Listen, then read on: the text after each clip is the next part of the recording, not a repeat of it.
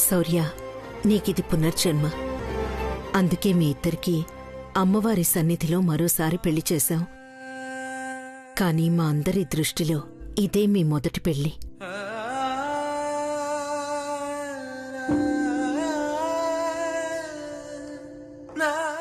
మీ జీవితంలో గడిచిపోయిన ఆ 4 నెలలు లేవనుకోండి.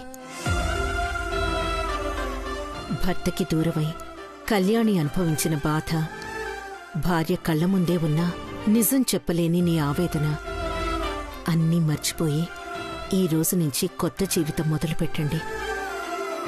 కొత్త దంపతులుగా ఆనందంగా ఉండండి. ఇక మీదట మీ ఇద్దరికీ అంతా మంచే జరగాలి. అయ్యగారు అయ్యగారు తీసుకోండి, ఐస్ క్రీమ్ తీసుకొచ్చాను. థ్యాంక్స్ బాజీ, ఇంక నువ్వు వెళ్ళు.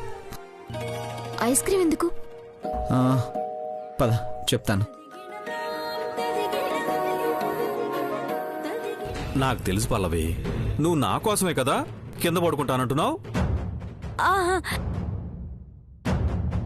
నేను కింద పడుకుంటే నువ్వు పైన ఎలా పడుకుంటావనే కదా నీ ఫీలింగు. అలాంటివేం పెట్టుకోవద్దు. నువ్వు హ్యాపీగా పైన పడుకో, నాకు కిందే బాగుంటుంది. అది లేదు లేదు, ఇద్దరం కలిసి కిందే పడుకుందామే. వద్దులే పల్లవి, ఈ రాత్రికి నువ్వు మంచం మీద పడుకో.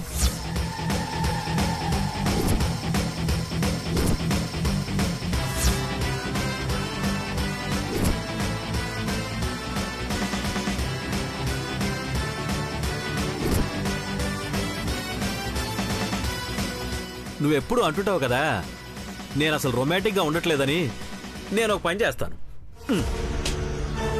నిన్ను రొమాంటిక్గా పైకెత్తుకుని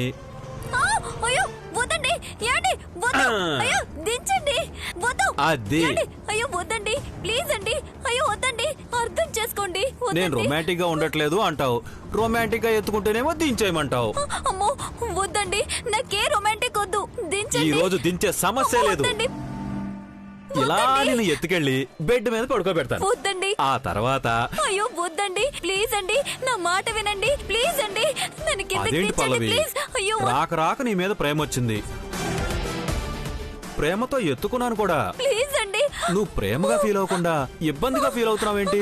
అయ్యో ఈ ప్రేమ నాకేం వద్దండి, ప్లీజ్ అండి, అర్థం చేసుకోండి. నేను మీతో పాటు కిందే పడుకుంటానండి. ఈ రోజు నీ మాట వినే పనే లేదు. నేను ఇలా రొమాంటిక్ గా నిన్ను మంచం మీద పడుకోబెట్టాల్సిందే, నువ్వు మంచం మీద పడుకోవాల్సిందే. ప్లీజ్ అండి వద్దండి.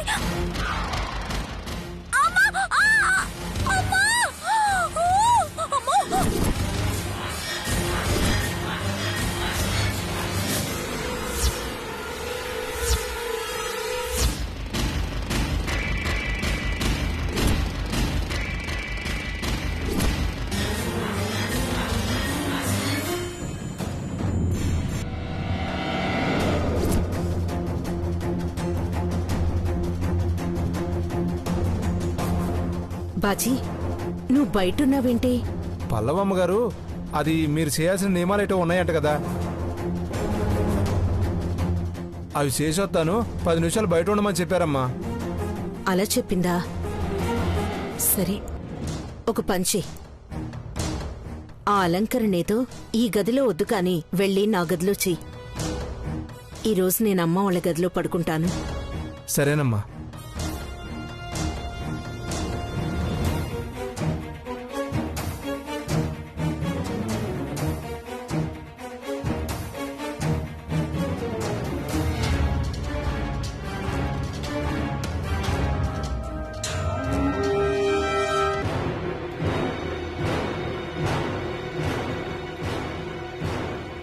అమ్మా,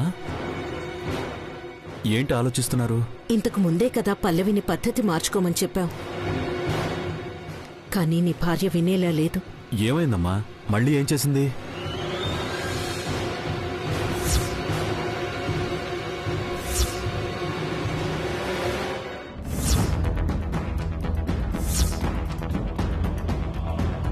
అది కళ్యాణి మీద కోపం పెంచుకుంటుందా? సరే, దాని సంగతి నేను చూస్తానులేమ్మా. నువ్వేం మనసులో పెట్టుకోకు.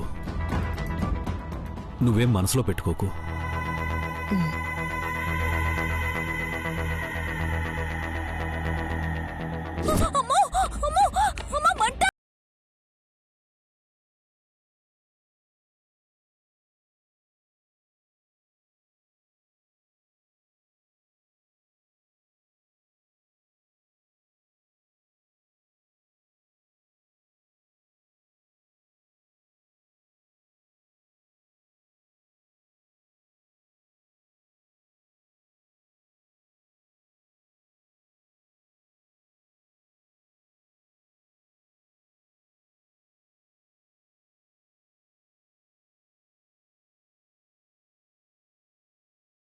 కే గుచ్చుకుంటున్నాయా?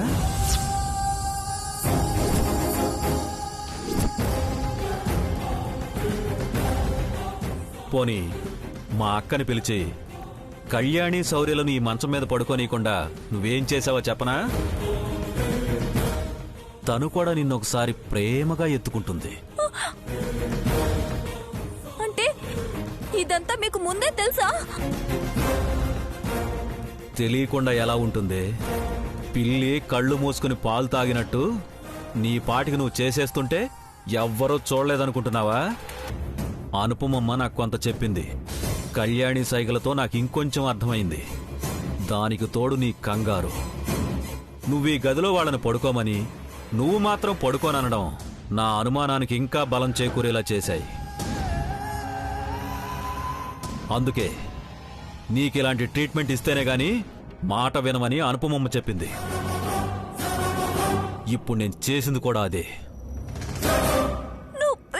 అందరం అంతగా చెప్పాం, అయినా నీలో మార్పు రాలేదు. అందుకే నువ్వేసిన మేకుల మీద నిన్నే పడేశాను. నువ్వు పడుకోవాలంటే ఈ మంచం మీదే పడుకో. కిందగ్గాని వచ్చావా నీ కాళ్ళు చేతులు విరగ్గొడతాను. పడుకా. మిమ్మల్ని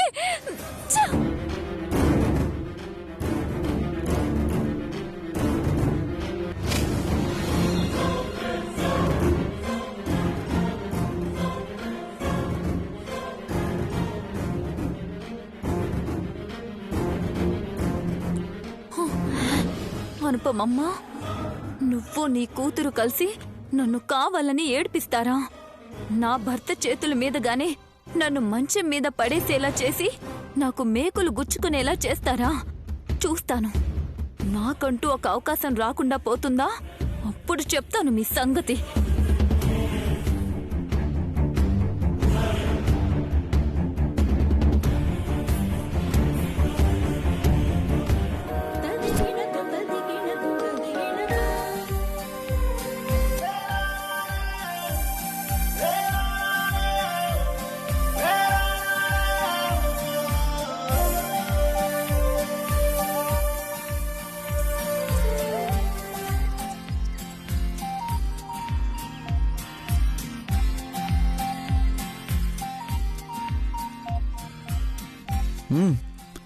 మా మావయ్య బాగానే ఏర్పాట్లు చేశాడు.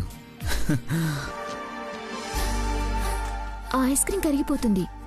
ముందు దీన్ని ఎందుకు తెప్పించారో అది చెప్పండి. చెప్తా, నువ్వు అలా కూర్చో. కూర్చో. పాలు తాగండి. ఈ ఫార్మాలిటీస్ అన్ని పక్కన పెట్టి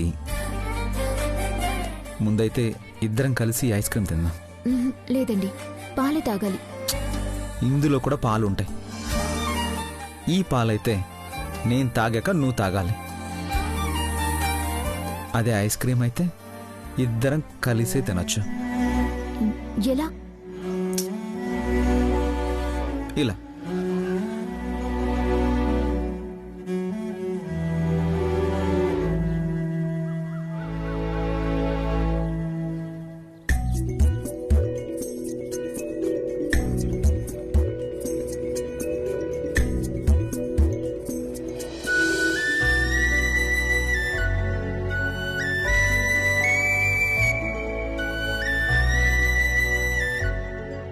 జీవితాన్ని కలిసి పంచుకోవడం అంటే ఇదే కదా. సో ఇలా ప్లాన్ చేశాను. ఆఫీసర్, ఈ మధ్య మీలో చిలిపితనం మరీ ఎక్కువైపోతుంది.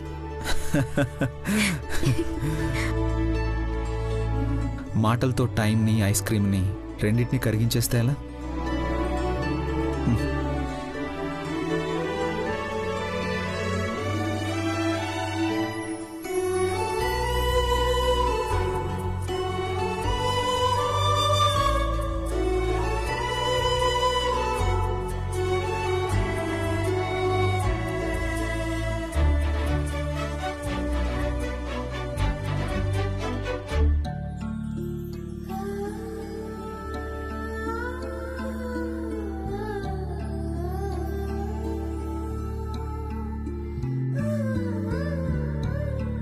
ఆఫీసర్, మీ మీ మూతి కంటుకుంది, తుడుచుకోండి. ఐస్ క్రీమ్ను వేస్ట్ చేయకూడదు. మరి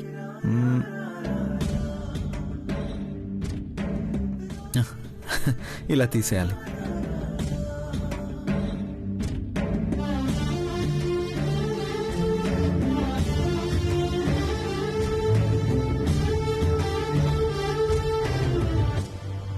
హే, నీ పెదాలకు అంటుకుంది. అవునా?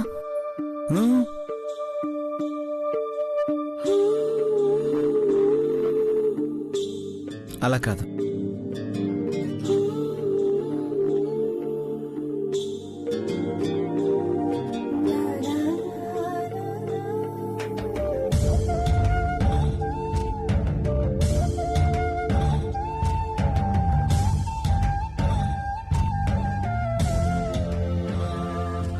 కదలకు.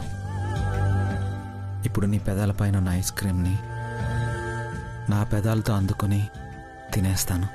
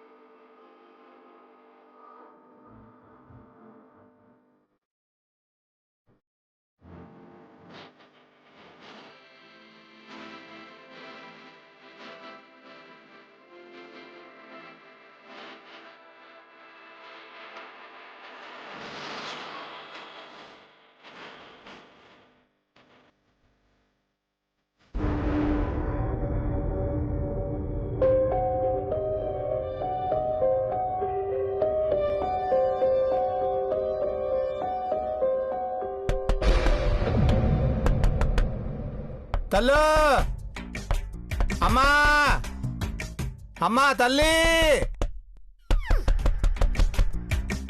అమ్మా తల్లి,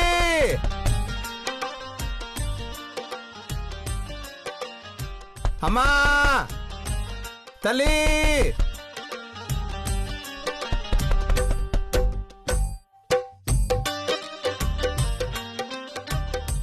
ఇంకా తెల్లారనే లేదు, ఇంత పొద్దునే అడుక్కునేదానికి వచ్చిండావా? అడుక్కోవడం ఏందే? అద్దె కోసం వచ్చానమ్మా. నా అద్దె ఏంటమ్మా?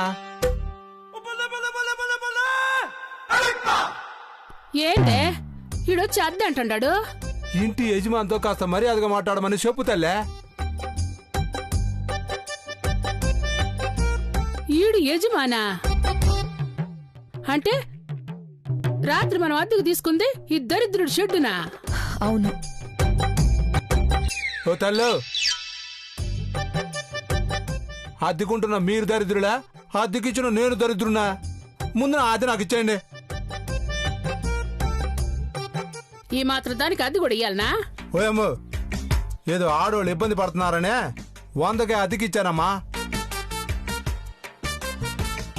అదే ఆడామగా కలిసి ఉండడానికి ఇస్తే 500 ఇస్తారు. నీకు తెలుసా? చిచి, అట్లాంటి పాడు పనులు చేసే కంపెనీ మాకు అద్దెకిచ్చుండావా? మరీ అంత చేదరించుకోమాకండి. ఇస్తే అన్నాను గాని ఇస్తాను అనలేదుగా. అయినా నేను కొన్ని పట్టింపులు ఉన్న మనిషిని. నాకున్న ఈ జాగాని అడుక్కునే ఆడాళ్ళకి మగాళ్ళకే ఇస్తా. ఆడమగ కలిసొస్తే దగ్గర కూడా రానేను. సరే సరే, గొడవ చేయకు. కొద్ది రోజులు మమ్మల్ని డబ్బులు అడక్కు. ప్రస్తుతానికి ఇది ఉంచు.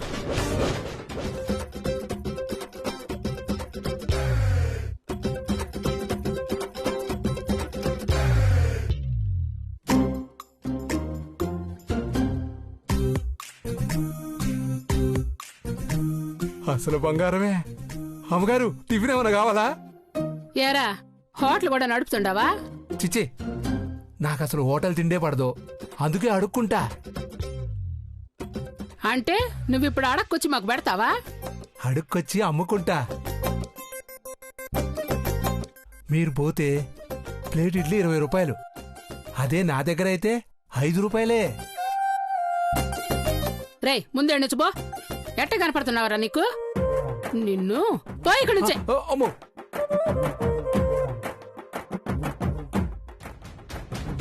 ఇదేం కర్మే, ఎట్టాటి గతి పట్టింది మనకి? బయటికెళ్ళి జైల్లో తినడం కన్నా ఇదే నయం కదా. ఈ బతుకు నా వల్ల కాదు.